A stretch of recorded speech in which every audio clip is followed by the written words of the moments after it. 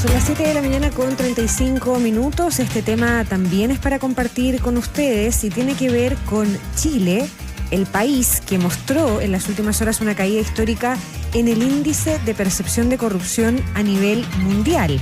Esto lo sitúa en el peor lugar en casi 3 décadas. Estamos hablando de una medición que contempla el 2023 y el 2024, que fueron años complejos en materia, por ejemplo, de los casos convenios, del caso Hermosilla y también los fraudes que seguimos viendo en varios municipios que han dejado en evidencia, según la autoridad y según analistas, deficiencias en el control y fiscalización de los sectores privados y también públicos. Escuchamos el detalle en la nota de Tamara Aranda.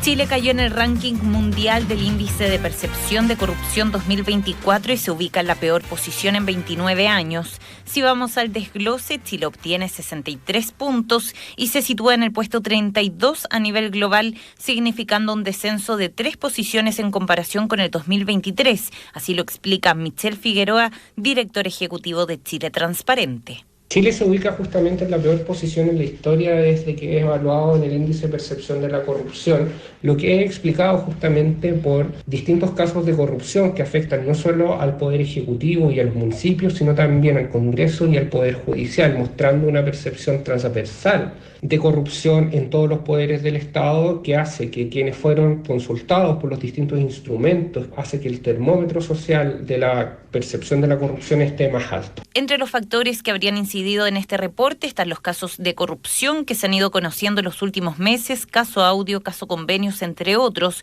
Esto ha generado un mayor impacto en el posicionamiento del país, situaciones que han puesto en evidencia las deficiencias de los sistemas de control y fiscalización, tanto en el sector público como en el privado. La vicepresidenta de la República, Carolina Toá, señala que estos delitos son y van a seguir siendo perseguidos penalmente. A pesar de que Chile bajó 3 puestos y 3 puntos en esto, sigue siendo el país de Latinoamérica con mejor desempeño después de Uruguay. O sea, no es que nos desplomamos, tuvimos una baja y hay que hacerse cargo de eso. Y creo yo que la forma en que se han conocido y enfrentado a estos casos dan cuenta de que es un país que se está haciendo cargo. Sabemos todos los días no solo de denuncias, sino de investigaciones, de formalizaciones, de juicios, de prisiones preventivas, de personas que quizá algún tiempo atrás parecían intocables y hoy día ya no lo son. Así se combate la corrupción. Metiéndola debajo de la alfombra, no, sino que sacándola a la luz pública, investigándola con fuerza, sin doble estándar. Sumado a ello, se han conocido casos de corrupción al interior de los municipios, por ejemplo, Katy Barriga en Maipú, Raúl Torrealba en Vitacura,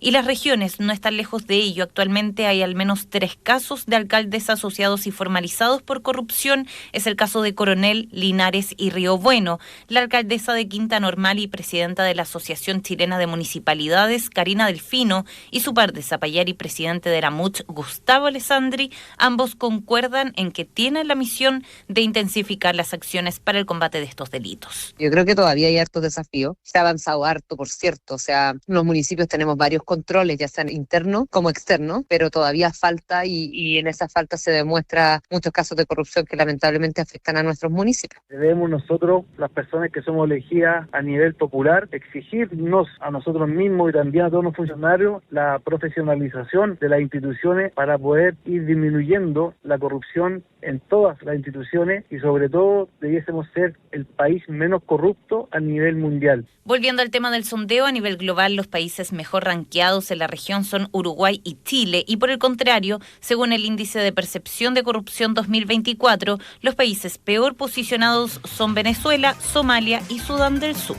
Tamara Aranda, ADN. Ya, ¿qué decir de la corrupción, sobre todo a propósito de lo que hemos vivido en nuestro país en los últimos años? Alejandro Ferreiro, el presidente de Chile Transparente, el capítulo nacional, el exministro de Economía, resaltaba mucho este dato que ya entregaba Tamara Aranda, que tiene que ver con que este es el peor resultado de Chile en los 30 años en que esto se ha medido, al menos en la posición en relativa. Y aquí hay todo un tema que tiene que ver con que en el último tiempo hemos visto distintos casos de corrupción que afectan no solo ya al Poder Ejecutivo, por ejemplo, o no solo a los municipios, sino al Poder Ejecutivo, a los municipios, al Congreso y en el último tiempo con muchísima fuerza al Poder Judicial, lo que genera una percepción transversal de corrupción en todos los poderes del Estado. Recordemos que estamos hablando de un indicador, de un ranking de percepción de corrupción. Ferreiro además decía que probablemente si se hubiera podido encuestar a la ciudadanía en los últimos meses habría sido un resultado todavía peor para Chile, porque está muy sobre la mesa esto de los convenios, lo del caso Audios, lo de la desvinculación, lo de la destitución de una ministra de la Corte Suprema en este contexto. ¿Y cómo se dañan las confianzas, además? O sea, de eso se trata. Cuando uno habla de percepción, claro que sí. Y efectivamente hay un debate ahí, y es importantísimo, decía la ministra del Interior, que esto se conozca, que salga a la luz.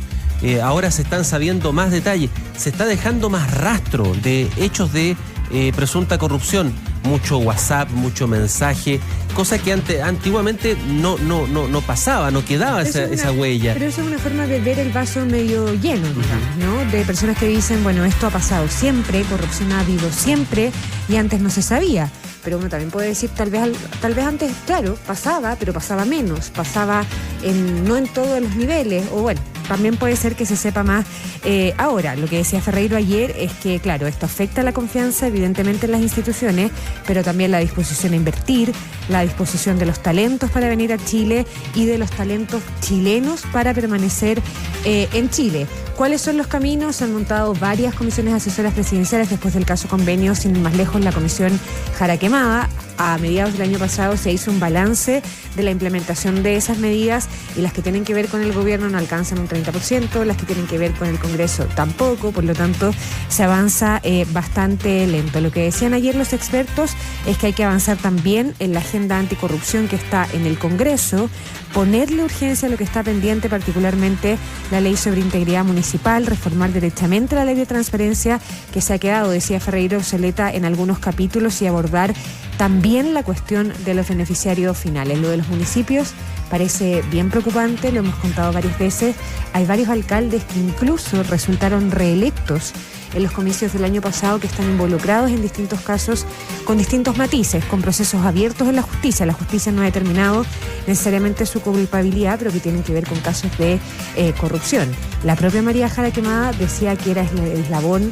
El tema de los municipios sigue siendo uno de los eslabones más flojos y más complejos cuando se habla de materia de transparencia y corrupción. Cuando es consenso de los analistas que hay más investigaciones por corrupción en municipios que la cantidad de municipios que hay en nuestro país, la cantidad de comunas. Por lo tanto, hay más de un caso, hay más de un tipo de caso que se investiga en las distintas alcaldías. Bueno, ¿para qué decir? Tú lo contabas recién, Paula. Alcaldes que o han asumido el cargo con alguna investigación, o exalcaldes que hoy día cumplen alguna medida cautelar en medio de investigaciones de alto rango. Ya, ¿qué opinan ustedes de este ranking? El lugar que ocupa hoy día Chile, es cierto, cae solo 3 puntos. Ahí la ministra del Interior decía, acá lo fundamental es que antes no se encarcelaba, por ejemplo, a los poderosos, y hoy día sí, se recuerdan siempre el tema de las clases de ética. Después de eso también la legislación cambió, pero ahí estamos. ¿Qué les parece a ustedes? Más 569-7772-7572.